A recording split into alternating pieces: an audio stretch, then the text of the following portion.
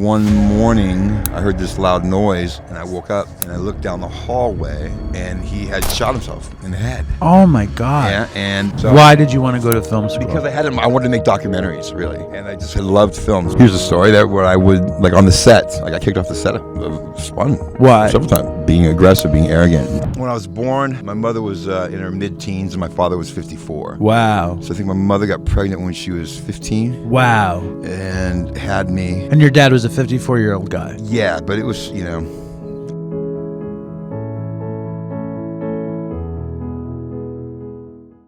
Tell me when we're starting here. We're starting. Right. I'm sitting in the backyard. Where are we? We are in the Outpost Estates in the canyon between Beechwood Canyon and Laurel Canyon. At the top, just that ridge right there, that's Mulholland. So we're just straight up from Madame Tussauds, the Hollywood and Highland, and at the top of the hills. Well, I'm with the great film writer, producer, basketball aficionado, and friend of the show, Will De Santos. Thanks for having me, Dave. Thank you for coming, or thank you for having me here. And Will famously wrote and produced one of the greatest drug movies, probably the greatest meth movie of all time, Spun. A dubious honor, but I'm proud of it, yes. And it's funny because I had Will call into the show a million years ago, and he was spun for that. I was. So let me clarify with this. Today, I sit here, I have 197 days. Actually, 198, my bad. I thought you said 199. No, that's at midnight. At midnight, we're at 199. Right. That's right. I had put together time before. I had 8 years when I had my family together, and then just a perfect storm of certain things happened, and I went out for almost 5 years, and then this past summer, at the end of the summer, early autumn, I decided I need to get my life together again and do it right. So, 199 at midnight. Well, I think 199 is the ticket, and I think the fact that you came back and that you're doing this and you're digging in, and Will is also just a creative giant. He's got an amazing spirit, but he has an amazing project that he's cooking. I want to know, where did Spun come from? Spun? Well, You know what? Fuck that. I want to know when the first time you got high was. Okay. You want me to give you my story? I want to talk about your story. First of all, before we do the story, let's talk about, and everyone out there in Dopey Nation knows that they did Dopey Wood last night. Dave came out from New York here to Hollywood, and he put on a show that was really fun, and it was well attended, and it was cool. Will gave it 7.5 out of 10, which in high school would be a solid C. Well, only because I think the show was long, but it was fun, and it was a great turnout, and I was impressed actually. To be clear, I gave Dave a 9. Thank you, Will. Mm-hmm. When I got off the stage, I felt like I had the shit kicked out of me. I felt like I was in a garbage can getting beaten by skinheads with baseball bats, some of whom were in the audience. That's what happens when you do a show. Holy shit. It's a good show. It was a beating. Yeah. But we'll come back to Dopey. Okay. It was great. It was cool though. It was a nice scene, and you could tell that we were of shared spirit. Yes, and you were a fabulous host, man. It was good. I was impressed. I didn't know who was going to MC it, and but then it was you, because you were nowhere near the stage and it was about to start. You were doing interviews and stuff in the other room, and I was just like, who's hosting this? And all of a sudden you come out there, you had your cards. You were rocking. It was good, and the place looked great. And those mocktails were amazing. And the spirit of the place was happening. It was just, the thing is, when people leave in the middle of a show and you're looking at the audience, you're like, I mean, when I add it all up in my head, there was nothing I didn't really like in the show, except maybe the game. The game was good. It was just long. I've lived and died with this fucking game. The game, just Dopey Nation, just so you know, the game is going to be retired after this. That was the last time we played Stash Word. In October, on October 4th, we're doing DopeyCon 6 in New York City. DopeyCon 6 is celebrating 10 years of When? the show. October 4th. I'm there. I would love it if I'm you coming. could come. All right, so yeah, When's the first time you got high, Will? okay. Well, You grew up in L.A., right? primarily in Los Angeles. Yes. I want you to hold the I guess mic. I guess I.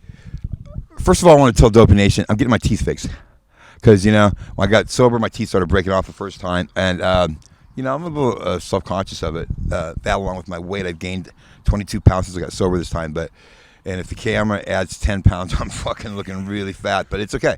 I'm in the process of... The irony is you insisted on video. You said, wait, you're not going to do video? And you're looking at yourself and you're like, fuck, why did I do video? It's okay. You look fantastic. Yeah, well, I look sober. That's good. But my teeth fucked up and I'm way overweight, but I'm working on that. I have another appointment coming up with my teeth, and I'm just, just taking it one thing at a time. So that's the next thing here is my weight. But anyhow, and my teeth. You know what the greatest cliches in recovery is, though? What's that? It's better to save your ass than save your face. Okay. My ass is looking okay, though. Your weight will come off as you do. Everything is going to fucking get streamlined as you go. That's right. I know that. Thank you. And also I want to say that I want to thank you for helping me get into Oro House. I ended up, well, we'll get to that. But I'll just say this, that first time I got high, I smoked some weed in high school. I didn't really like it. I was a kid that never even told lies. I never... What was your family like? I had an amazing family up until I was 12 years old. I was... when I was born, my mother was in her mid-teens and my father was 54. Wow. So I think my mother got pregnant when she was 15. Wow. And had me... And your dad was a 54-year-old guy. Yeah, but it was, statutory situation. Okay. Yeah, and and no one told me who my real father was. So technically, I'm a rape baby, yeah. And my mother married a man who was 20, who I'm named after, William, who looked nothing like me. So I had a brother I was raised with. My mother and my dad. Everyone has a father, but not everyone has a dad and a father. So I was lucky enough to have two different men as a father and a dad. And my dad was a fireman here in Los Angeles area. And my mother was young. He was 20. She was 16. You guys were close? Yes. And I was a kid that got good grades, never got in trouble, popular. I was an athlete. I was on the shy side a bit. Very, I was a good boy. And then when I was 12, there was no drugs in the house, no alcohol, nothing. I was spoiled, I would say, because I had this other father, and they always say, hey, when you turn 18, we're going to tell you something. I'd be like, no, tell me now, yeah. No one ever told me, but... so your biological dad didn't show up in any of that time? He was not allowed. And you didn't know about him until you were 18? I did not know about him. To protect you? I guess. My mother did the best she could, she said. And, I believe that. And when I was 12, my mother left my dad. And he became very depressed. She moved down to San Diego, married some other guy, and I didn't see her very much. I was very resentful of my mother for leaving. My dad then was home all the time. It was like, why are you home? Oh, well, I'm thinking it's vacation time. Well, then he started getting drunk. And all of a sudden, we'd find empty bottles of wine in the laundry, all over the house, like overnight. And like within a month, he was this raging alcoholic. It was crazy. It happened literally like within 1 month. He took his bed out of his bedroom, put it in the living room, and slept in the living room. And one morning, I heard this loud noise, and I woke up, and I looked down the hallway, and he had shot himself in the head. Oh, my God. Yeah, and I found him. He was crawling on How the old ground. were you? I was 14. And I grabbed the gun, I hid the gun, and he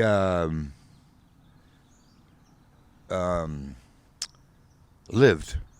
I called, this is before 911, I called 0, and the paramedics and fire department showed up and were working on him, were his friends, people he worked with, and He ended up living.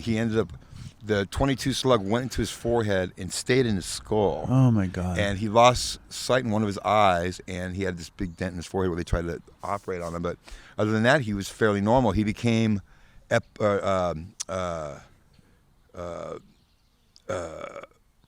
is the word? Paraplegic? No, he became Epileptic? He had to take Dilantin, epileptic, and but he would still drink. And he took this, he would still drink. He became this. He was home a lot, not because he was on vacation, but because they forced him into retirement because he was showing up at the fire department drunk. Well, That's after really what the happened. suicide attempt, it sounds like it went way downhill. Well, for the family, my mother showed up, took my brother with her. I wouldn't go with her. I ended up. You wouldn't go because you were resentful that she had Yes, left in the yeah. first place. Yeah, and I think that might be the first time I cussed. I cussed at her after my dad had shot himself, and then my dad went to the hospital. He lived, and he became a wandering alcoholic drunk in Los Angeles. Like he would be like at some like homeless squat, and I would find him on Christmas. And the thing about my dad, he's always looked very well put together, even though he was homeless drunk. He would have his backpack, and he would just be looking like very well groomed. It was amazing how he did that. And it's odd. He had this thing, I don't know what it's called, but where he would drink one beer and be hammered. It was something in his body then. He could be totally sober, drink one beer, and then he would be totally falling over. It probably lots to do with the epilepsy. And I think do you think that has to do with like the alcoholic gene? That like Maybe. you have a, I mean, I barely drink, and what you hear about the alcoholic gene is that you have a drink and you don't know where the shutoff is, and you just keep drinking until you're gone. Yeah. Do you really think it was just one beer, or do you think you didn't know how much he was drinking, and the second he was drinking? I honestly think it was just the one beer sometimes. It was really crazy. I was going to the University of Laverne at the time. I'd been back from Oregon, and he would come and try to live in my dorm, live in his car in the parking lot. He ended up getting sober. And he passed away of cancer. And he ended up getting sober the last few years of his life. And he became a minister down in Huntington Beach, married an older woman. And he got together. And the last time I saw him before he passed of cancer was right before my son was born. How much shame did you carry with you with your dad being this wandering drunk of Los Angeles? Quite a bit. I looking back on it, I've gone through a lot of therapy in the last 6 months, and address some of these issues and some of the ways I felt about these situations for the first time ever. Just recently by going to Oro and going to Betty Ford. Let me say that it was instantly when this event happened.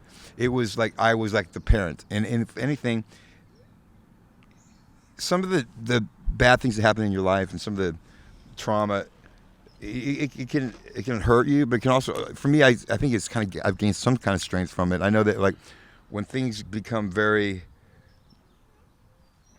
chaotic in some ways, or like if there's an emergency situation, I think that I become calmer, and I think I become more of a person that is able to handle it. And I think it's because of this type of thing, Though when I'm on drugs, I certainly live chaotically, so that doesn't always apply, but.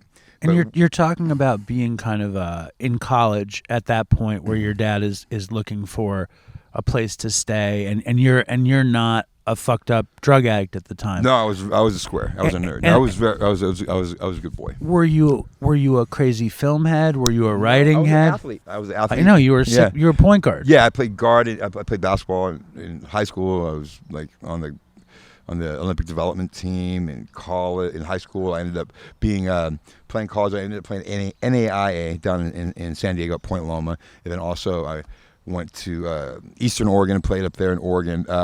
And I, the first 2 years, but I'm gonna retract a little bit. When I was before I lived with my basketball coach after my dad tried to kill himself, and I lived with my basketball coach my sophomore, junior, senior years of high school. And he had a little guest house in the back. Took care of myself, went to school, came back, put myself to bed. I didn't have any guidance at all other than my basketball coach, but he was my coach. He really was my parent. And was that a good relationship? It was a great relationship. And I saw him several years ago. I went and visited him. He's an older cat now, but I told him how much I loved him, appreciated him. Then I went to college. While I was in college, I got my girlfriend pregnant at the time. She ended up having an abortion against my will, but I went to my mother. I said, "Hey, Mom, I'm going to have a baby. We're having a baby." And my mom was excited. She was like, "Well, what are you going to name it?" I said, "Oh, I'm going to name it Abraham." And my mother broke down, and she said, "Why that name? Why?"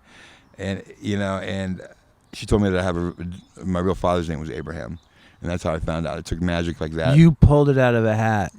Well, earlier that day, I just had heard the name, and I thought it was really cool, and I wanted to name it Abraham. So Abe the baby, Abe, and it just stuck with it. I felt it in my heart. So I spoke with my mother. I said, I want to name my son. It's going to be a boy for sure, and I'm going to name it Abraham.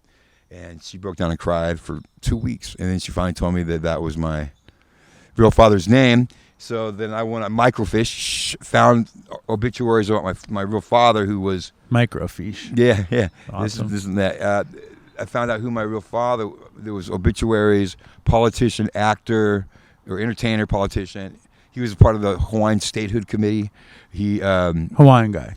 He's Hawaiian. He created the Beachcombers with Bob Hope. They traveled the world. He's on The Stowaway, Mr. Ed. He's the guest star. He's on My Three Sons. He's on Paradise Hawaiian Style with Elvis Presley. So he was like this entertainer and politician, entertainer. He was the president of the March of Dimes. He was the head of the Newport Beach Golf Association. All these amazing things. But he also statutorily raped my mom. So it's kind of crazy story. So I found out who my real father was the very next day. The very next day, I find all my brothers and sisters. So I find out I have 10 half brothers and sisters from my father. And they all look like me. It's the first time in my life that I find somebody that actually looks like me. It just changed my life, and I realized, and I found out that De Santos is not it's his last name. He's known as Tiki Santos. If you look him up, it's Tiki Santos. I found all my half brothers and sisters, and they knew about me, but they didn't know where I was. They're like, "You still going to college in San Diego?" I'm like, "No, I'm finished." So they knew all about you. They knew something about me. They knew about the story, But yeah, so getting to your question about the drugs. Well, okay, so did you find him? He had passed in 1974. There was an obituary. Wow. So I found out when I was 22 about this. But there was one thing when I was 9 years old. After I saw his face, I realized that when I was 9, I was pitching Little League. I was 10, and I was the best player on the worst team of the league. Okay? Bad News Bears. I was the best. I was Kelly Leak. Yeah, Kelly Leak. I was Kelly Leak on that team. Yeah, I could right? see that.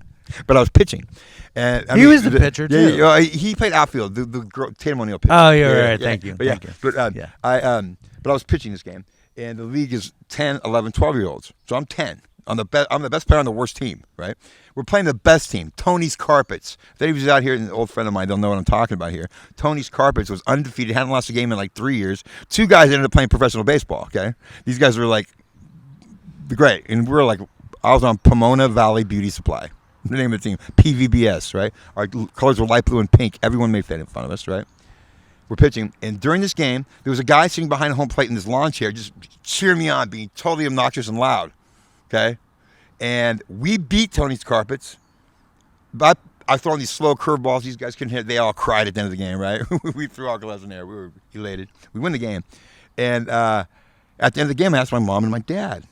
My dad was the manager of our team, and who was that guy behind the way? And I found, and the answer was, "Oh, it was." And I just went in one ear, out the other, and I just let it go. And then when I come to find out who my real father was, that was my father, and that's the only time that he ever come to see me. That day, Wow. He died later that year. So, so I get to find out who my brothers and sisters are, my half brothers and sisters, and the first time I was really doing drugs was with 2 of my half brothers who at the time were smoking freebasing. Coke. Freebasing Coke. Matt and Mark, I'm sorry for blowing it up, right. But they got their lives together and they're doing great now. Where were you? Like, what was the... But I mean, we were all fairly young. They were doing it. We were in Arizona. They lived in Arizona. We went out. We did that for a while. Had you been a stoner? Had you been a drinker? No, and I was an athlete and an artist. Okay, I want to talk about the art before we get into the freebase, because you wound up, being a film writer, being somebody who's focused on the process. I hadn't gotten to film writing at all yet. This was at a time where I had artists in my heart, but I was involved with athletics. I did one time take acid when I was in Oregon. This was before my brothers and sisters, I found out, or just thereafter. But I mean, I smoked a little bit of pot. I was like, I didn't really hardly ever cuss, you know? And I remember being morally aligned with, you know, how I was raised. And I had a strong foundation of my childhood. I just was like, I had never done any kind of hard drugs at all. And it just I wasn't attracted to that lifestyle, those people. I was like caught up in the world of going to school, being involved with learning how to play music a little bit at the time, but it was more of that later. And and my girlfriend, I was into my girlfriend, and I just was not. I wasn't even into any. I was into music, but like the Cars. I was into the Cars.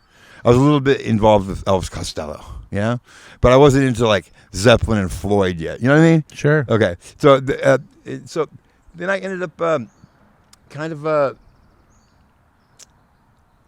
But then I smoked some. I freebased some, and I just. How old were you? 24. I didn't really like it. Stopped. I mean, it's a crazy thing to have freebasing coke be your first drug experience. Yeah, but like, how does that even pop up? Do you remember? My brothers scenario? were doing it. My brothers who were older than me and who I just met, and they did it a little bit. So we did it, and I remember we just like looking at each other, just not making any noise. I was like, "This is not good." So I didn't like it. So I stopped. They stopped. Yeah, it was just a weird thing. So then I started writing. I remember I went and visited my old girlfriend from high school. I had the same girlfriend from 12 to 20, okay? And I went and visited her, and we were at some sorority party at USC. One of her friends from high school. And I went and visited her, and I hadn't seen her in a very long time. And it was the first time where she introduced me to some people, and I went by I was known as Billy then, Billy. And she goes, "This is Billy. He's my friend." And that stunned me because I've always been her boyfriend. She goes, "This is my friend Billy, and he's a writer." And it just floored me, and my eyes started welling up. I can be a writer. And I realized that I was a writer because I was writing her these huge, long love letters. This is before the internet and before like long distance calls were like a fair, were free. It was like my phone bills were always so high calling her, and there was no email, so I was writing these long letters to her, and they started becoming fictitious letters. And then she said I was a writer, and I realized I was a writer, and it hit me, and my eyes welled up. And that was the first time that I realized I was a writer. And so when I was in Arizona, I started a publishing company called the South Ash Press. It was very successful. I published like the third grade poetry champion, along with like Rita Dove, who was the poet laureate of the United States of America. I was able to tap into some MFA writing programs throughout the country and get like big up and coming poets like Norman Doobie, Alfonso Rios, who's like, these guys are like on the. Were you into poetry at that point? Yes, I was into poetry. Yeah. Were you writing poetry too? I was writing poetry I was just writing stories, letters, articles, and you had the fire was catching. Yes, and I was young. I was 23, 24. Were you lubricating the process with substances not yet? At all. Interesting. No, not at all. And I was very ambitious. I had this thing. It was called the South Ash Press, and the drummer for the Meat Puppets, Derek Bostrom, did comics for me. I monetized the thing, and I was able to get like A&M Records did an ad in the back. I had like Tower Records had an ad. It was like a zine. It was a zine. It was a successful zine. Yeah. I had three in three different cities. I had one in Tempe, one in Tucson, one in Phoenix. And I stayed out there. I was drawn out there because my brothers and sisters were up. Some of them were out there. And then I started doing. Then I came back and I wanted to go to film school. So why did you want to go to film school? Because I wanted to make documentaries, really, and I just had loved films my whole life. As a matter of fact, when I was younger, I remember like I'd see Annie Hall, and I had this little book, and I was like the young Roger Ebert, and I just would review the movie, as for fun. For fun, and I would, Butch Cassidy, Sundance Kid, just ordinary people. These are the first movies that I really was drawn to, and you were like, I want to do that. I want to make movies, yeah. But there was a certain level that would be upped later on in my life when I saw Do the Right Thing and Natural Born Killers and Buffalo 66. I saw those are the three movies that I saw that, hey man, I got to make movies, right away. So those are it kind of happened like through that at the end when I started actually doing it. But yeah, I came back to L.A. and I wanted to go to film school. And my mother, who was on her third marriage at the time, had a stepdaughter named Julie, and I needed to make a reel for UCLA Film School, and I knew that I had like 2 weeks for the deadline to apply to UCLA Film School. Needed to make a reel. I didn't even know what a reel was. I was like, a reel, R-E-A-L? No, a reel, R-E-E-L. So I didn't know. I had to rent some equipment, and I needed to make 3 short films, and I just was like, I'm not going to have enough time to do this. And my sister said to me, have you ever tried crank? And I was like, no, what's crank? And she was like, well, my friend's uncle makes crank. Oh, my God. And so I was like, you can stay up and it'll give you energy and do it. So I tried crank for the first time then. And I stayed up. I did these 3 films. And it was a wonderful process. I loved making these short films. I had the actual Hell's Angels in the movie. I had the actual San Bernardino County Sheriff's Department in the movie. Tell us about the cook. I did not know him very well. I met him. He didn't talk much, you know. And he was an older man. He was unassuming, except he was always grinding his teeth, you know. And I met him maybe 4 or 5 times ever. But, I mean, I would buy small amounts of crank from him, and I would hold it. And I would hold it for even weeks or months and wait for this right time to do it. And then it would be like an art explosion, and I would just focus and play the guitar for fucking a week straight. I would, like, just... I ended up not going to UCLA Film School, by the way, because the financing was just too weird. My mother had too much money and not enough money for me to like get the deal, get it going. Yeah. So I decided I'd just make movies instead. So, or documentaries. Anyway, I ended up doing crank, which is much more powerful than this meth stuff. What's the difference? I don't know, other than it's just like, I mean, meth looks like little diamonds, like a little shard, like a little glass or whatever, right? And it's pretty or whatever. Crank is like, it could be any color, light blue, pink, yellow, beige, white, whatever. And not to romance the stone too much, but it's romance just the stone a little bit. Right? That's kind of like the biggest thing we do. Okay, a romance the stone is this is what. You open up the package, it would be like liquid inside, but when it hit the air, it would solidify. It was like made in bathtubs. It was super, super powerful. What it was made from, I don't really know because I didn't make, I used, but is that it was, it would, I only nudge you because I don't want to lose anything. A super euphoric feeling, it was like, I don't know if I would be off of it if I could still get crank. It's that strong. I'm convinced that's what killed my teeth was the crank. And it was, they ended up outlawing the ingredients to make crank.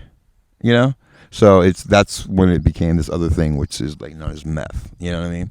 Speed, crank. That was a different thing. That was in the late 80s for me. I mean, they've been making it. Bikers. I mean, you can still get it out in the desert, evidently, some places, but I don't know. But it's like there's 2 different types of high where you can do the meth, or now for amphetamines or methamphetamines, you can get the stuff that keeps you up, but kind of gives you a low feeling, or you get the stuff that's super strong, and when you get it off the streets, you never know the potency, so you end up doing Adderall to have some kind of even keel, and then the tolerance goes up, so it doesn't do anything, But that first crank really caught you off guard. Yes, it did, and it took your imagination, and it took your spirit to another level. It did, and it was something that I just really didn't even realize how powerful it was, and I loved it. So I didn't do it all the time. It was such a precious thing at first. I would keep it, I would hold it. And then all of a sudden... And it was this tool. It was a tool. And I have to say that I learned to play music from meth. If there's anything that good came from it, was that I ended up just focusing on stringed instruments. And I was able to kind of do that in a short amount of time because of the meth. I would not recommend that for anybody. But that is something that came from it for me, is that I was able to learn how to play music quickly. I'm sure I would have been able to play just as well, just as quick if I had set a schedule for myself, but that is what came of it. Can you think of any stories in the beginning days of the crank? Because the thing that really blows me away is that Spun obviously came out of this marriage of chaos, creativity and sure. crank. Right. What was the experience of like falling in love with the crank and falling in love with the art? Well, I mean, It was partly, certainly, feeling that I could not be my optimum creative self without it. Yeah, genius without it. I didn't think I could reach any kind of genius level without it. I definitely thought that I needed the energy and the focus and the have the myriad of thoughts collected into one moment, and I could do that. The magic of forgetting yourself. That's right. I always like, Dylan wrote all these great songs on meth, and I was just thinking this kind of thing. What was he taking, you think? Speed. Right, straight speed, sitting at a typewriter, taking Pills. fucking Black Beauties. Yeah, Black Beauties Cross or tops. White Crosses, whatever. I don't know. And just sitting at the typewriter. I did meet Bob typewriter. one time though, but I didn't ask him about that. Yeah. When did you meet Bob Dylan? Okay, well, I was just saying. So I was in Santa Monica. How old were you? Let's say 22 plus 2, 20. I was 39. Okay. Yeah. So I took a meeting with one of the co-producers of Spun named Mark Moser, and he was doing a book. He wanted me to adapt a book for him. So he's like, meet me in Santa Monica. Meet me at this cafe. It's just down. It's adjacent to this boxing gym. Off of, I think, Montana, So I go and meet him. We're sitting there having coffee inside. And he goes, dude, my back was to the door. He goes, Bob Dylan just walked in. And I was like, get the fuck out of here. He goes, yeah. I go, where is he? I turn around. He goes, he just went up that ladder. So inside, this is crazy. Hey, inside the door of this cafe, there was the setup where the barista is and in the cash register, and then behind that was like a little stair ladder thing that went up to this little platform above. And I turned, and he had already disappeared above it. While I was going, no way. And then we were like, he didn't know, what the fuck Bob Dylan doing here? And he goes, maybe it wasn't Bob Dylan. And he goes, well, I think it was. And then we're talking more. Looking around for Bob, and he goes, "Oh, there he is. He's going outside. He's going outside the door." And I was like, "Oh fuck." Okay, so I got up, I went outside the door, and I pushed the door open, and I didn't see him. And then I stood there and let the door close, and Bob Dylan standing right there, right behind the door, and he's smoking a cigarette, right? And then I reached into my pocket, and I grabbed a cigarette, and I go, "Hey man, you got a light?" And he's just like, "Sure, man." And I walked over, and he lights my cigarette, and I looked at him, the bluest fucking eyes, and I go, "Thank you." I said, "Thank you," and that was it. And then we stood next to each other, and then people coming in and out the door, and I was just smoking, and 5 feet from Bob Dylan. That was the coolest fuck ever. And then he went in, and later we find out he owns this cafe, and the boxing gym. I think he trains boxing. I was told he owned the whole building there. Amazing. And so that's my Bob Dylan story. But anyway, yeah. So I want. I should have asked him, man. How was that meth, dude? That meth is no good. The crank is way better. All the songs, fucking, those early songs, which is not in the movie. I mean, do they show him doing drugs in that movie? No, they don't show him doing any drugs. They don't even show him drinking. They don't show him doing any drugs. He's chain smoking. I'm sure Joan wasn't down with the meth. Joan didn't seem down with a lot. Did you like the movie though? She looked great though. She did. Did you like the movie?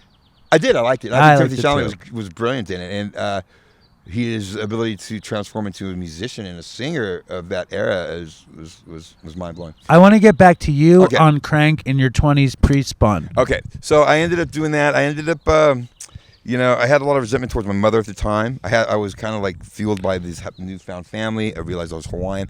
By the way, my father's real last name is Ki'aliki Kekake Kiokalani. It's 22 letters, and that's what my blood last name really is, and it means king of the land, king of the land to translate it. But I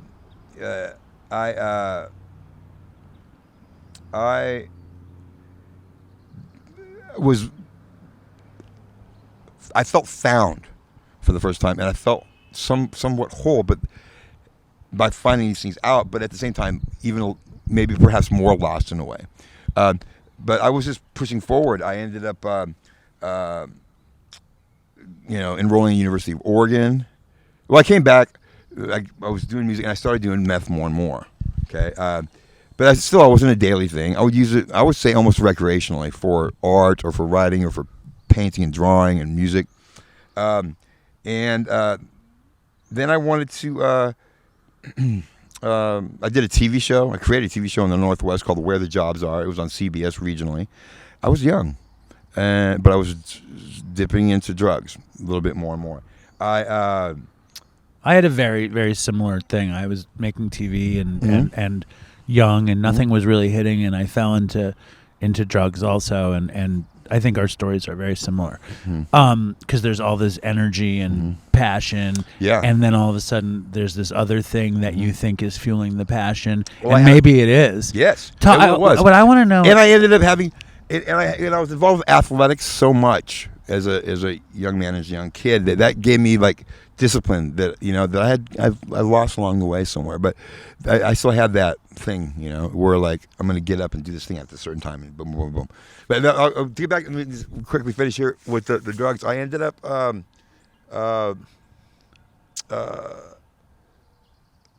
doing the show. I did the show for one season on CBS. I tried to move it from CBS to PBS, and it was this whole fiasco, but I ended up doing it. But I made a bunch of money. I was doing more and more drugs. I started playing music, had a couple bands. How high did the money get you? None. Okay. I've never really been a money guy, to my detriment, because I've been in love with women that love money more than me, and probably not such a good thing for my relationship. But I'm working that out. I'm a wealthy man, I feel, as long as I'm taking care of myself. 100%. Yeah. I am. But when you start seeing money for your art, yeah, I did. Well, I mean, it was. Why would I change my what I'm doing here? I know that when Spun came, there was money. I was able to monetize some other literary properties of mine.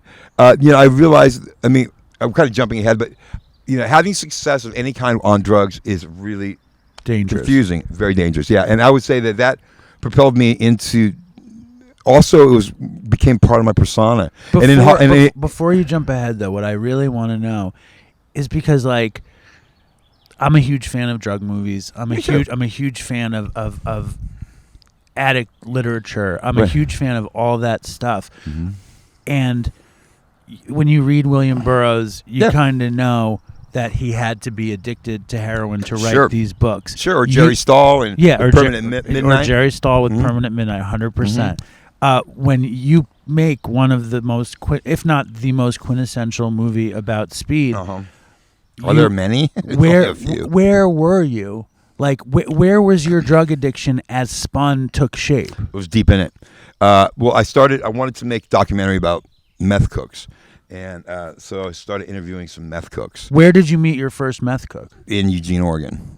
Or no, the crank guy was here in Los Angeles, but I didn't really know him. He was creepy, and I was afraid of him. Back the first guy. But I mean, I ended up in Eugene, Oregon, and that's where I was interviewing meth cooks, and were you buying meth from each cook you interviewed? Getting it or giving them a ride. And what was the story? You're like, I'm Will, I make movies, I'm doing a movie about meth cooks, I also would love to sample your goods. You're like a fucking one of the first, like the TikTok guy who eats the fucking food, but it's with meth, and you're making a documentary. Yeah, I duct tape these lights to my hands, and then Creighton Vera, a painter artist who wrote a couple scenes of Spun with me, would had a painting of his, and then the meth cook would sit in front of the painting, and I would take the lights and I would move the lights in front of their face and ask them these series of questions. Some of them would show their face, some of them would keep their face covered, whatever. But and then I ended up giving a ride to this one meth cook for a couple of days, and I just realized, hey, you know what? This is way more interesting than a documentary. Is just to write a script about what's really going on with me. So that's where it was born. And I ended up. And you were the Jason Schwartzman character. Yes, I am Jason Schwartzman character. So I'm like, what am I going to do? And talk about that. Like what was his role and what was your role to serve the cook? Who's his? The Jason Schwartzman character. That was me. Right. So talk about what your life was like. Okay. Well, I would just give him rides. He needed to get a ride somewhere. He would call me. He would give me free drugs. And by then, it was still crank then. So it was just like not that much. I would need $5 worth. It would last me all week. It was that powerful, So, excuse me. My addiction was already there, but it was growing still at that time. The cook, I would drive him around. His girlfriend needed a ride somewhere. I'd give her a ride. Was he like the cook character, the Mickey Rourke character? The real cook was thinner. I wrote the thing with Steve Buscemi in mind. Okay. Yeah. And they're like, we need a sexy Steve. I met Steve. My friend Mark Boone Jr. introduced me to Steve. And he considered it, but ultimately didn't want to do it. Mickey Rourke was fantastic, though. Yeah, and then scary. Was he really Mickey, scary in real life? He can be. Yeah, he can be. But he's also a sweetheart, and I love Mickey Rourke. I always thought, I mean, the cast was a bit differently. For a while there, I was going to direct the movie, and I just was being a director is a whole different skill set than writing something, and I, we'll talk about more of that maybe, but I just have not been able to really direct the movies that I would like to, I want to maybe hear. it just might be in the cards for me to always just be an author. It's perfectly fine, but I always say I direct a director with this. Well, but that's also a little bit of the producer hat. Yeah, but I mean, the directors that I have worked with, people I have, and the woman that's directing my new movie, Flori Sigamundi, is one of the greatest artists in the world, and I'm just very blessed, and to have someone of that caliber to want to work with me is I'm so grateful for it. But yeah, the drugs became such a thing where I could not go to sleep at night until I had some. So when I woke up, I could function. So that came to the point all the way up until like 2011. Hold up, though. You're jumping because I need to know this. You're addicted to speed, to meth, to crank, whatever you want to call it. You put out this movie that's all about this addiction. Me getting high. Right. It's deeply fucking. It's a movie on drugs. It's about drugs. It's on drugs. You're on drugs. It's a successful movie. Yeah. How are you perceived in Hollywood? Are you running around fucking smoking speed wherever you go? Everywhere. And is anyone like, everyone's like, he's a genius, but he's a meth head. That's right. And what was that experience like? It was very sad. And I look back on it and think that I wasted a lot of years. I look on it, I was arrogant, and I was arrogant and aggressive. And, I would go into talent agencies and cause problems with agents, and I would threaten people with letters and in person. And, I think David Unger might have had a restraining order on me for a while, an agent. There was a website up for many years called Scathing Letters, where crazy letters from Hollywood, and somebody posted those, and they're funny, but they're also sad and scary. And I think that part of what got Spun made was my focused, aggression And insanity. Yeah, in a way, but also, I mean, I have learned early on to never sell anything you wouldn't hope to buy, and I definitely had that creed.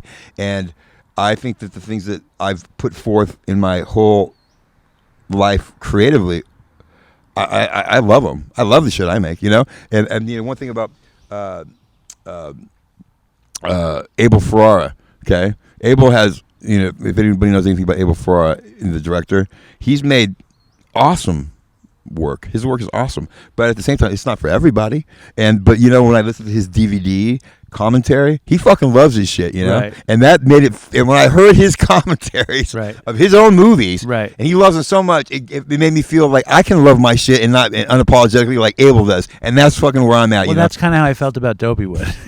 Yeah, last night. Okay, then I'm sorry for the 7.5. No, dude, it was an earned 7.5. Okay. We're talking about, and I also, like, I was just telling Will, it's such an honor to sit with him in this yard and hear his story. I'm such a fan of your work, and then also, I knew when we talked the first time after we had done the show, it was a disaster, and I knew when we spoke that you were sober. I knew that you were back in your mind, and I knew that like it was coming together, and I was so happy for that. Thank you. Yeah, I ended up talking to Dave, talking to you.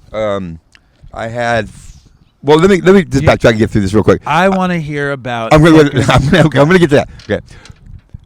I was doing all these things. Spun happened. I couldn't.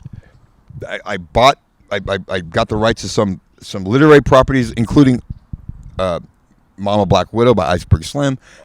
Classic. I got the rights to it, and then I shared in the rights with it, and then I adapted it.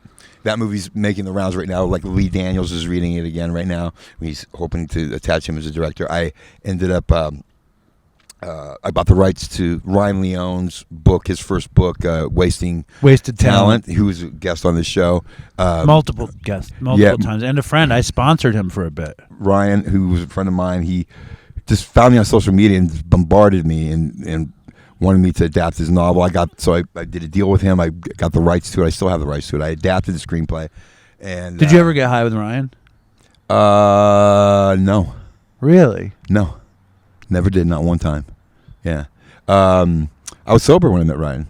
I was in that stretch. And he was a disaster. He was a Did disaster. you see yourself in him? I did, in the fact that he was very aggressive in, trying to get something made, and trying to, pursue this. It was interesting because he too put a family together during that time, but he had a little bit of clean time, but then he went to prison for a year and a half, for some old charges that he had. But during that time, Ryan, as we know, passed away a couple years ago, just maybe a couple months, not even that long, after he and I went to Santa Barbara together and to do a reading at a bookstore. We did that. While we were driving, he was in the back seat smoking fentanyl, and I'm like, "What the fuck are you doing?" He says he's gonna take a nap. I'm driving his BMW, and all of a sudden the smoke's coming out. I pulled over. We've got an argument, and he stopped. But he died recently, just shortly thereafter. No, it's a huge loss to our community. Yeah, and then also, I had spent time with, Shifty Shell Shock. I don't know. Oh, yeah. He died. He was dating my ex. He needed a ride to San Francisco. My girlfriend at the time, Way, and I drove him up to San Francisco. He seemed to be coming down from drugs, but I had hope for him. I was clean at that time. I had a little bit of time, maybe a few weeks. I wasn't doing well either, really, at that time. This was last summer, and he ended up passing away. But Ryan and Seth Binzer is his name. Seth and Ryan were friends. But they're both dead, from lots of us fentanyl. are dead. Yeah, I know 39 people that died of fentanyl. It's insane. In my new movie, I touch on that. But I never did it. I want to backtrack. But let me get to the story. I guess you don't need to get to the story. Let me just ask you a question. Okay. Just chill. Okay. Take a deep breath. God, I look so big. Because it's right. What I find fascinating is like you're this drug addict. You're making this movie. You sell this movie about drug addicts on drugs, and you get enmeshed into the drug world of Los Angeles at the highest level, right? Yeah. What's that experience like? I mean, like I said, after a while, I became kind of known as more of a curiosity than a talent, which I didn't like. But like I said, I was arrogant. Anytime I would take a meeting, I would be in the bathroom of the agency, smoking, getting high. You always smoked it? I always only smoked it. I mean, here's a story where I would, like on the set, I got kicked off the set of Spun. Why? Several times. Being aggressive, being arrogant, getting in arguments with people about if the scene was being changed, different from what it was on the page. I didn't like that. I was in Jason Schwartzman's trailer smoking meth. Did he smoke any meth with you? No. When I was my first heroin run, I was producing a show at MTV2 called MTV2 Handpicked Volume 2, and it featured Phantom Planet, and they had Jason Schwartzman host the show. Oh, wow. And I directed the show. Oh, great. With Jason Schwartzman. Oh, did you? I didn't know that. And Jason's great, huh? And I guess What a it was fucking daylight savings time or something, and I didn't know. And I showed up to direct Jason Schwartzman an hour late. I had gotten fucking somebody hit me in the face with a chair just beforehand, and I wound up at MTV2 at 1515 Broadway, the black guy high on heroin, an hour late to fucking direct Jason Schwartzman, and it was so fucking embarrassing and horrible. So the fact that we share an experience with Jason Schwartzman, I ran into him. Oh, yeah. I ran into him in 2008, and I was it was a little break in my heroin career, and I ran into him on the street, and I said, "I directed you at MTV2," and he was like, "Hey man," it was really fucking embarrassing. But so when you smoked meth in the trailer with Jason, he had just left, and I did, and then he had like a little button on his he had a guitar in his trailer, and I took the button, put it on my jacket, and then we were at Sundance. I was like, "Hey man," I gave him this button back, and he was tripped out. But Jason's good. He's definitely the smartest guy in the room all the time. You know. He comes from good stock. Yeah, he's great. And I was very blessed that he played me. I mean, when we were casting Spun, I wanted Norman Reedus to play me. You know, and because Norman was a friend of mine, and he was like, you know, Was he a drug addict? he loved it. No, I don't believe Norman's ever been a drug addict. You know, he likes to drink sometimes. I feel Norman's a normie. You felt like he could carry it though. Yes, but then he ended up getting Blade 2, and then he had to go to Czechoslovakia or wherever the hell it was they were filming, and he left, and so he was no longer on the table to play. There was a different cast. Crispin Glover was supposed to play John Leguizamo. You know, Wow. I wanted Sandra Bernhardt to play Mina Suvari. You know, making an older character. It was a different cast that I wanted, but anyway, I ended up. How was Brittany Murphy? Brittany Murphy was a really sweet and wonderful person. I didn't want her in the movie though at first. I wanted damn, I forget her name. The girl from the Fast Times at Ridgemont High. Oh yeah. I can't. Last Exit to Brooklyn. I can't think of her name. Anyway, she's in Tarantino's movie, The Hateful Eight. Anyway, I wanted her, right? The blonde or the brunette? The one that gets pregnant in Fast Times at Ridgemont High. Jennifer Jason Leigh. Jennifer Jason Leigh. I wanted Jennifer. She's great. She's great. I wanted Jennifer. She was great in Rush too. She's great in everything. Yeah. So I wanted Jennifer Jason Leigh instead of Brittany Murphy. I never heard of Brittany Murphy, and but you know, Jonas became the director, and then all of a sudden it was Brittany Murphy. Rush is a very underrated drug movie. Sure, absolutely. And Brittany Murphy, and I remember going to the set for the first time where Brittany Murphy's on set, and she was in the makeup chair, and she saw me across this, like, the makeup was, they were doing it under a canopy outside. And I saw her, and she was like, she waved me over. I went over, and she said, "Hi, Will." She handed me a note.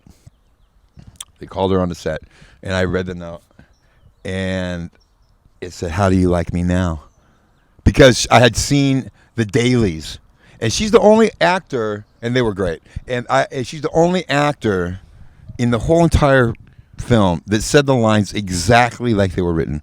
She's the only. Everyone else did a little bit of tweaking, a little bit of changing here and there, but she said them exactly like they were written. Every line. She's the only one that read that said them and made them natural. Her performance, I feel, is the best performance in the film, and some of the other ones are fun and stuff. But Brittany Murphy really brought it. If you was look she at her performance, using in that period? No, I do not believe so at all. But you know, she was a great singer. I see her around town. I called her on the phone probably like 50 times, and we spoke a lot. We see each other out. But her mom, I'm not even kidding. Her mom answered her cell phone every single time I ever called her, except once. So I don't want to get into the Brittany Murphy thing, but yeah, but she was an awesome person. What do you make of that? Like, what Brittany Murphy thing exactly? Just my feelings on her life, and I don't know her as well as I would like to have, but I did know her, and I knew some of her very good friends, and I just feel that she's dead and her mom's alive, and that's weird. And it's sad for everybody that knew her, and for everyone that didn't know her but knew of her. She was a very, very happy person, and I felt connected to her in that sense. We were both Scorpios too. She was very sweet and a good listener, and very lovely. And I think that she was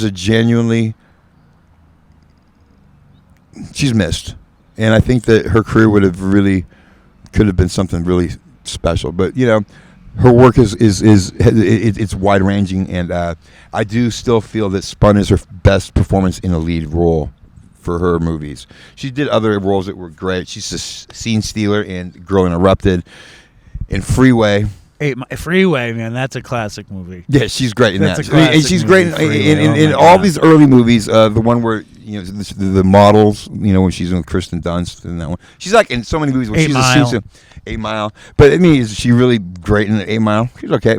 But as a lead, I think her best performance as a lead is in Spun, in my opinion. So are they calling you an eccentric drug addict genius after Spun comes out? Somewhat. And it goes to your head? I became a person that started to live life and do things that didn't align with my actual morals and my integrity. I just became something different. and yeah, I guess it went to my spirit, you know. And That's drug addiction. sure. And you know, I never had any therapy. I didn't think I had a problem. You know, I thought I definitely. There's a line in Spun, which I think is a great line, and it's part of like the best trailer for sure. It's in the middle of a movie where the Ross character and the Brittany Murphy character, Nikki, they're both they're talking and babbling, and then he goes, "You know what the best thing is, Nikki?" She goes, "What?" He goes, "I'm not hooked. I could stop at any time." That Was how you felt. is how I felt.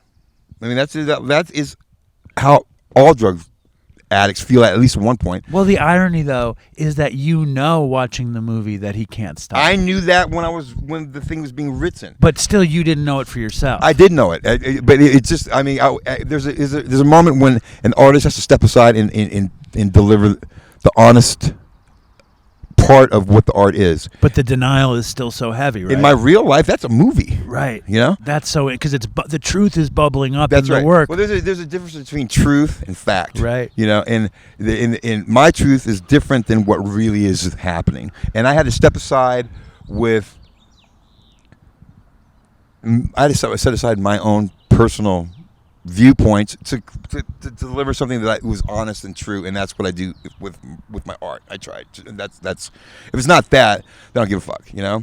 And so I ended up doing this. I was able to monetize literary properties, write, help other people write things, get some other movies made, but I didn't have the success I really wanted. And looking back now, I know it's because of drugs. I could be in an argument with a producer or with a financier or trying to get something done. I came very close to making this movie called Transloco. I cast Asa Gonzalez, and I had Crispin Glover, Asa Gonzalez, a huge cast. You know, Johnny Beauchamp. I had an awesome cast, and I was making this movie for less than $2 million, and it was called Transloco. It was announced in the trades, and it just didn't happen. It was the universe, you know. And I would get aggravated about things, and I could be right, completely in the right about a certain situation to do with the production or the putting together the film, and it didn't matter because I was on drugs. And if I was on drugs, I was always wrong. Break that down. People would be like, "Hey, you know," and they would just, "Hey, man, you know, that waterfall payment for this part of." This tranche of the financing didn't come in on time. What's going on? You know, I ended up going around the agent and talking to an actor instead of going through and you know, it didn't really matter. I was just trying to get the movie made. But and it was always meth and speed. I only did that. No. And how many relationships with cooks did you have as you got more None successful? So None. where would you get it from? From dealers, from wherever. I rarely even had to pay for it. Really, it seemed like, you know, I would just get it. You know. I didn't sell drugs, you know. I never sold drugs. I just did drugs, you know. I never got in any real trouble. What about sleeping? How would you sleep?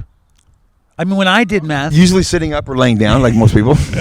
When I did meth, I demanded benzos and heroin. Like I would not do meth without benzos and heroin. No, in fact, I did a ton of meth out here, but I really did it just so I could get back on heroin. How much clean time do you have, Dave? I have 9 years and 9 months. Good job. Thank you. Okay, so I say that to anybody that doesn't know Dave but knows me, you know, which is the smaller amount of people on here now. But I just want to say, Dave is, you know, someone to look up to. 9 years, 9 days, 9 months. Good. Well, I'm coming up on Right. 10 in August. That's gonna be great. Well, listen, I just can't believe that I'm here and that I shot a bunch of meth here and I shot a bunch of dope here and I'm with you and I probably watched that movie shooting meth. You know what I'm saying? And the whole thing. Like, but you're a dad. I am a dad. And I'm a dad too, you know, and you know, that is one thing that's it's weird to be all these things though, isn't it? It is. Life is odd. But, you know, it's such a beautiful, joyful place for me, mostly in my heart. So I feel blessed that I have a lot of things going on, a lot of things to look forward to. And I've gone to treatment, and I see people that don't have the things that I have. So when you take your shit and you throw it in the middle of the room, and you're like, oh, my God, I wish I had my shit back. You know what I mean? When you first got sober and you got the time, what made you do it then? Well, it got to like 2011, and, you know, I was tired. I was tired, and at that time in my life, the thing that I was most afraid of was that I was going to die and not have a family, and not have a kid. And so I had a moment of clarity of that, and I realized that I needed to get sober, and I needed to change my life, and I needed to do something different. So I went to Claire, the Claire Foundation out in Santa Monica, and I did the program there, and I got serious about at least making a change, I thought. I went to Claire. It was good for me. I stayed there for the entire time. I got out, and I stayed sober for almost 8 years. So, What was your life like then? I was writing, and I was... That's when you were dealing with these other properties, too. Yes, I was like... I had a bunch of literary properties. I was monetizing them. I was, keeping afloat. I was doing okay. But I was spending most of my time on drugs, doing drugs, playing music for just to jam. You know what I mean? I was making paintings and drawings. I was doing things, but I wasn't taking care of myself. But you were sober then? Well, no, I wasn't sober. I went to Claire. I got sober. So what was the sober period Okay, like? well, this is what happened. I ended up. I wanted to have a family. I started focusing on taking care of myself for the first time without a sponsor. I went to some meetings, but I really didn't do that many meetings. I did do an outpatient program at the Hills, which was at the time, I think it's something now different, but I did the Hills. I did that outpatient, and then I went to a few meetings. People like Ashley Hamilton helped me get me sober, and I ended up staying sober, like I said, for around 8 years. But then I ended up starting a family with Jennifer Field. Jennifer Field she's an actor now. She's a great mother to my son. We started a family. My son was born in 2013, and I named him Abraham. After your dad, after your father. That was after the spirit that hit me. So I ended up having my son Abraham, who's a beautiful 12-year-old little boy now, just like I was when I was a kid. Very sweet, cuter than me.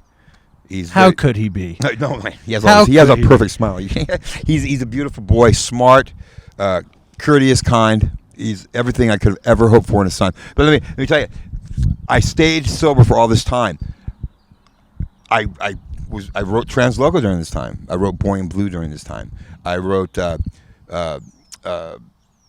this thing, New World Order during this time. I finished writing this thing about the life of Plato. I wrote all this thinking that I needed to be high to write or do anything musically. It was just not so. And I'll touch about that a little bit more here in a moment. But I ended up being the most creative in my life at that time, sober. I realized this. Stayed with my son's mother, Jennifer, who's an actor, and she was a Miss Asian America 2007. Nice. Very wonderful person, and very likable. And she was my relationship with her was very good for many years. But we were together 8 years maybe, and it started to deteriorate our relationship. And I think a lot of that is just people grow apart, but also I don't think I was being vigilant with my own program. I was able to stay sober. When I first got sober, my higher power was Neil Young. That was my first higher power, right? And then, the music fades, And then my higher power was my son. And how many people can say they changed their higher power's diapers? I can, But that didn't last. My relationship fell apart. Then I found we had a beautiful house right in front of the Hollywood sign in the Hills, Beechwood Canyon. We separated. I didn't have my son every day. And all of a sudden, I'm in the Hollywood Tower alone. The pandemic starts.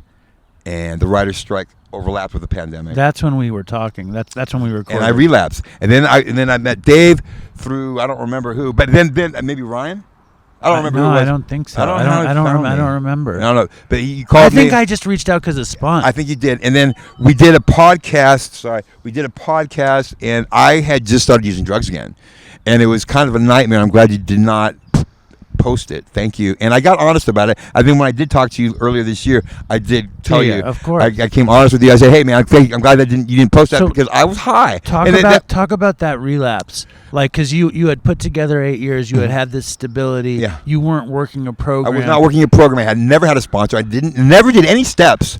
I didn't do, I did it on sheer will. Right. And it's hard to keep it. It's hard to keep it when you're not fucking doing the work. I wasn't thinking about drugs. It just happened. It was a domino effect of the perfect storm happened for me.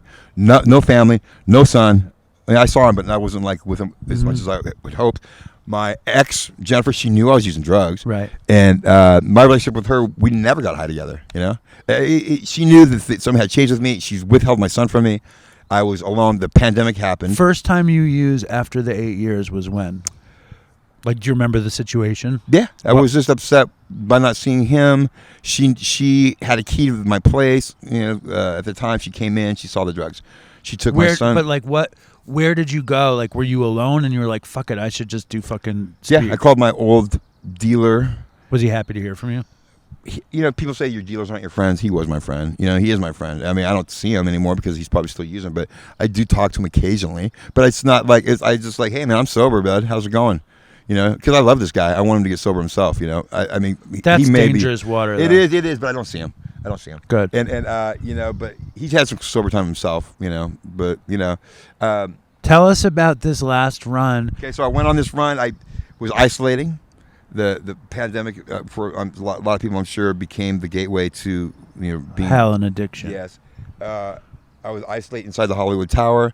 I was getting high all the time. I ended up just conceding in the opposite direction. You know, started getting high, and I knew I had a problem. I was lying to people constantly about my usage, and just kind of sticking with that. I ended up being very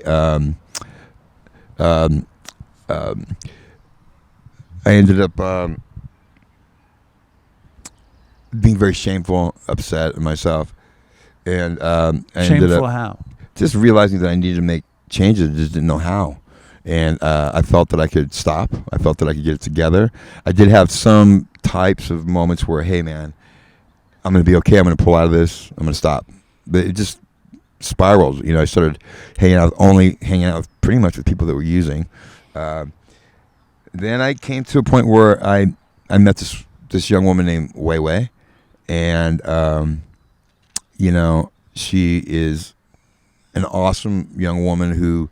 You met her when you were still using? I met her in 2022, and I had been using again, and you know, I fell in love with her. She asked me very poignantly, "Hey, early in our relationship, hey, are you still using drugs?" And I said, "No."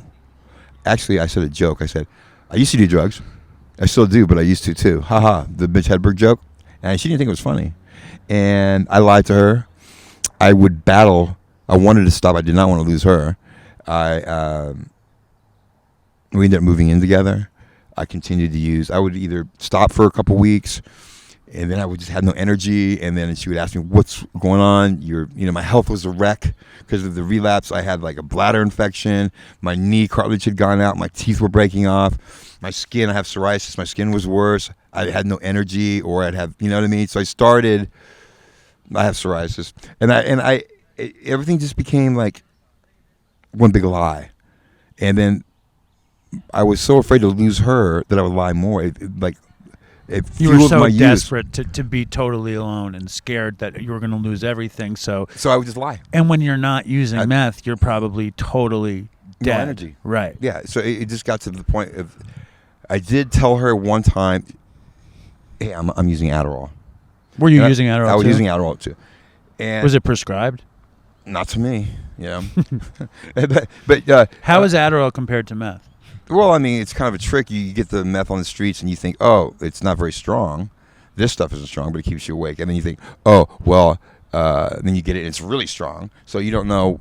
You don't know what the meth is so inconsistent. Yeah, so you get it and it keeps you up, but you're just kind of like this. You're down, right? Or you get it and it's really strong, then you're too high. So at least you get Adderall, you know what it is. But after a while, your tolerance goes way up. So I told her this. I told this beautiful young woman that I was falling in love with, and she was supportive at first. She really was. She went to some meetings with me.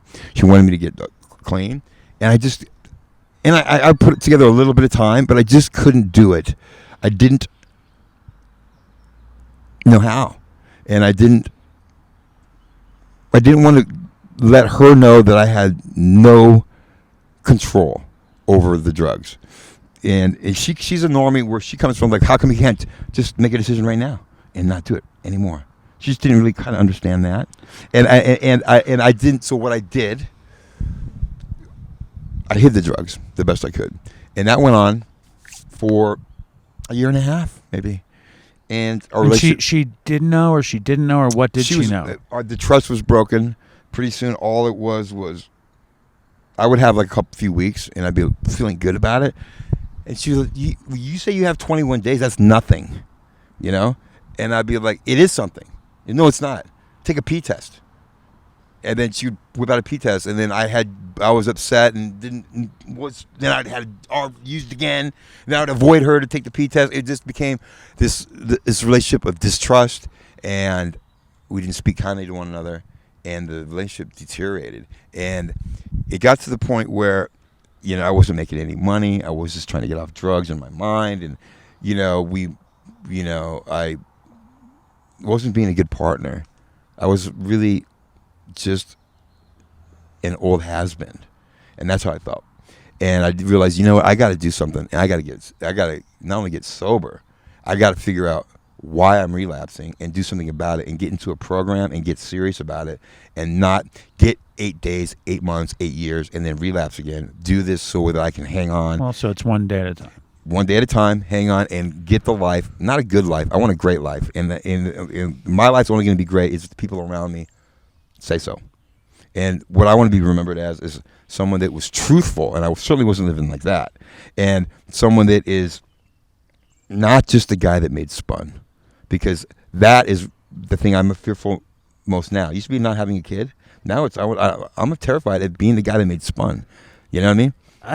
I think there's much worse things than being the guy that made Spun. Not for me.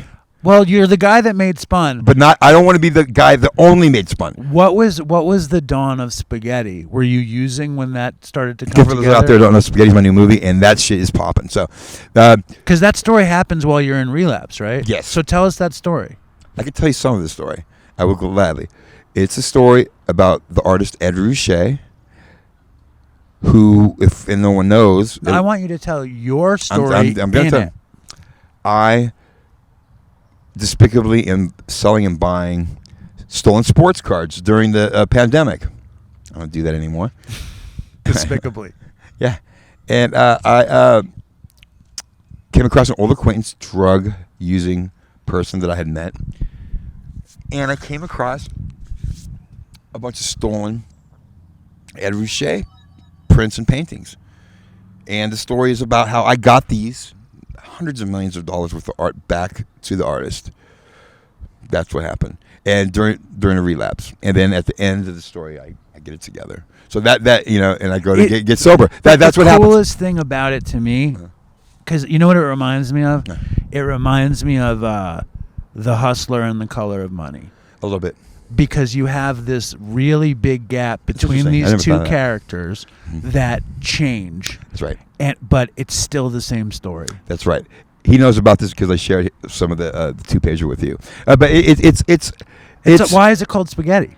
We have to see the movie. It's such a good name. Thank you. It's such a good I think name. there's several reasons why, but if you look down at a plate of spaghetti, you can see that it's just a big fucking mess. Yeah. For sure. But still, it's something you want to eat. You know. So I'm very proud of this. We're about ready to cast the director's Floria Sigamundi.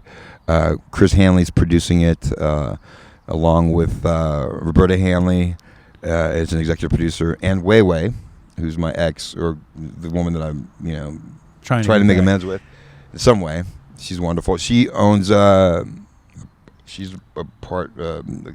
Co-executive producer on the movie as well. No, well, this is my magnum opus for sure, and I'm just really honored to have survived. It's also a story of redemption through art recovery, drug recovery. You like my Hustler Color of Money idea. I never heard that before. Isn't that good for this? Good. Now, but I want to know this: 198 days today. Yes. What was 200 days ago like?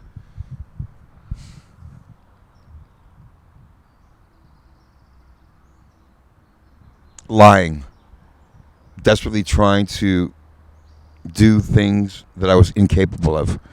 I ended up, let me say, I had no energy. I didn't know where to begin. I was arguing with Wei Wei. I didn't know how to take the first step. I was not using like I had been, but I was still using. I wasn't using daily, but I was using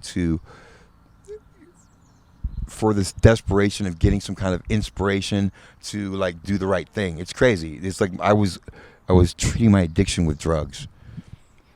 And then in November, I went to. Way threw me out, and I just wasn't. I was in the car for a while. I started writing the script. You were living in the car for a bit, and I started writing spaghetti while I was in the car for a moment. But she and I would, get together, and then we would fly. The trust was broken. I just wasn't. I didn't have anything going on. I was like not taking care of myself. I was lying. I certainly wasn't a good catch. I understand. As much too old for this beautiful young woman who had a lot going for her. The chaos that I presented in her life became unbearable for her, and therein lies the moment of clarity. Get it together, get off drugs, write this script, do it, and I did that. Got off drugs. I decided I'm going to go to sober living. I came to the sober living, which is this house that I'm at now. I came here in November. Wait, DJ lived here? DJ came here. Okay. It is a mutual friend of ours. DJ's been on the show 5 times. Oh, has he? Yeah. Oh, wow. Okay. I had a moment of clarity. Had a sponsor. Can I say his? Yeah, sure. Jay Moore was my sponsor there for. He got me. More will be revealed. I love Jay. If it wasn't for Jay, I wouldn't have probably come to sober living or to treatment. Other than Way and my son, Jay is what really kind of helped me, and then you helped me try to pick the place, right? So, but this is my sober date is November 22nd, 2024. I decided I was going to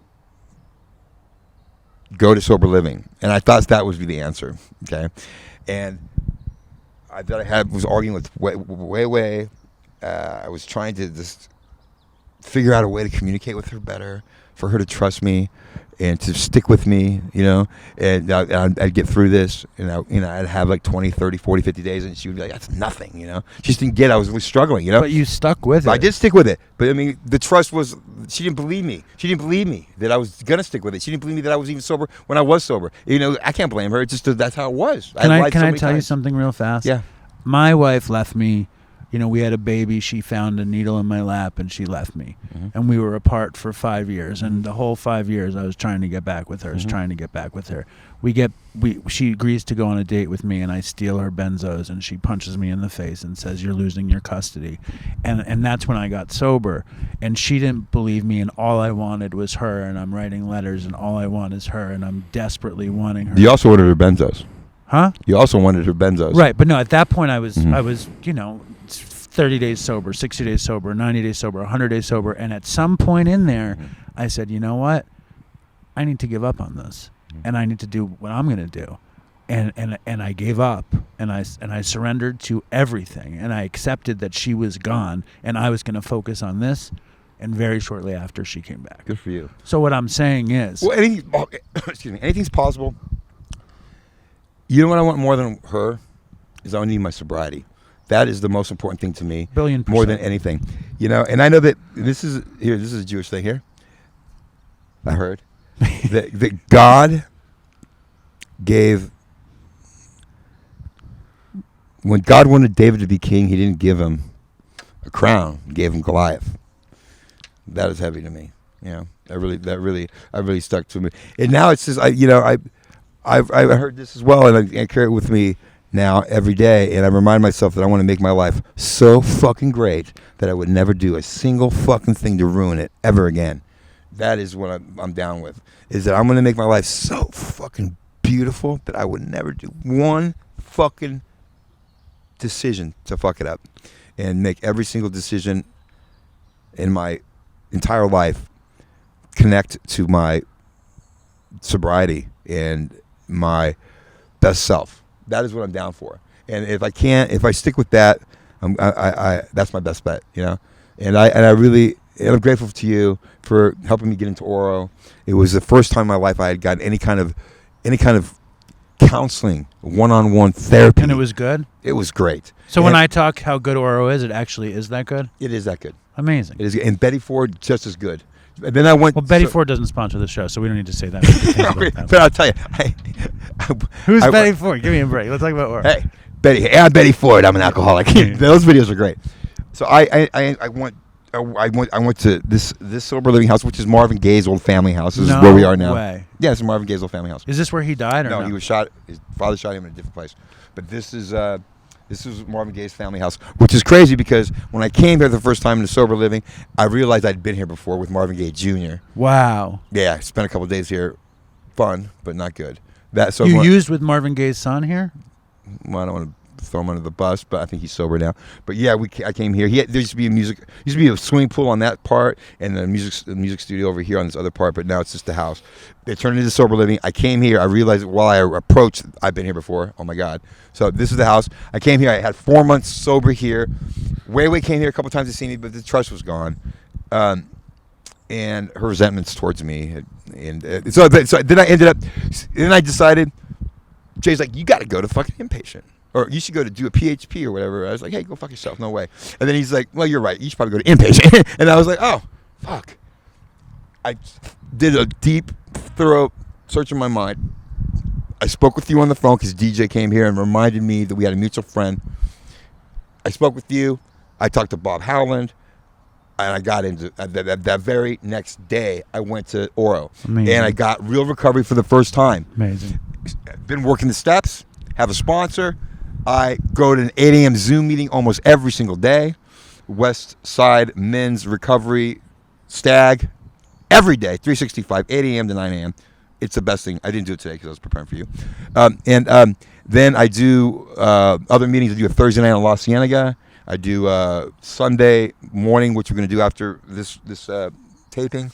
And I went to Oro. I was there for 6 weeks, intense.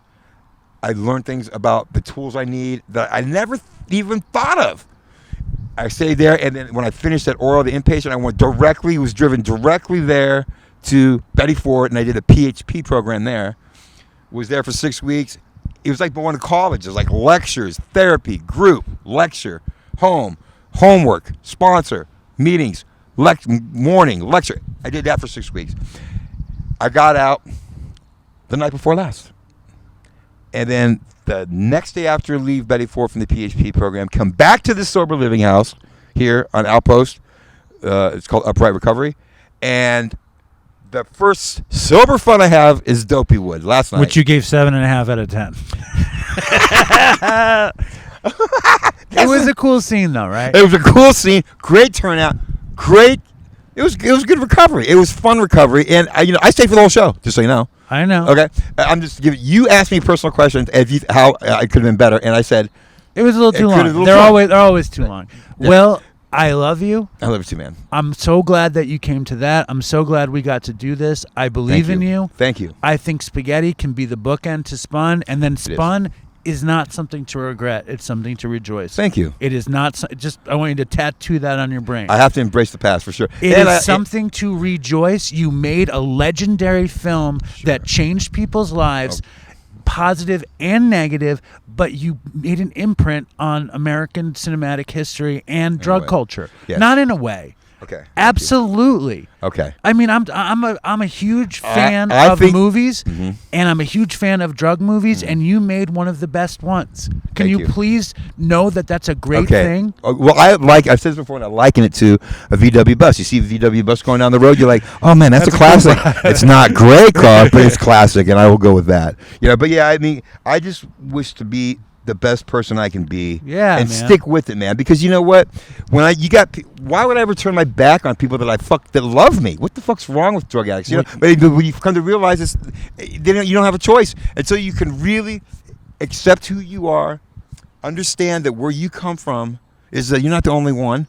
Reach out, get help, be of service. These are real things, and it sounds so cliche, but it's amazing how when you share even the bad things. It helps somebody. It helps you help. And it's all about sharing. All it is spiritual principles and service. And you know what Smokey the Bear says.